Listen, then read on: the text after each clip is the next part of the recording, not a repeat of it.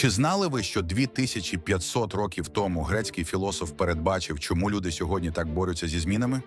Геракліт сказав: «Ніхто не може двічі ввійти в одну й ту саму річку. Більшість людей думають, що це про воду, яка тече. Але справжній сенс набагато глибший.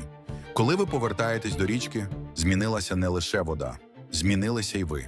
Ваші клітини оновилися, досвід збагатився, думки еволюціонували. Тому опір змінам фундаментально нелогічний. Ви вже не той самий. Ця мудрість випередила сучасну психологію на тисячоліття. У відносинах це означає прийняття того, що партнер росте. У кар'єрі – готовність до нових викликів. У особистому розвитку – розуміння, що вчорашнє «я» не має обмежувати сьогоднішнє. Зміни – це єдина константа життя. Тому вміння плисти за течією стає найважливішою навичкою. Геракліт розумів – опір змінам – це опір самому життю.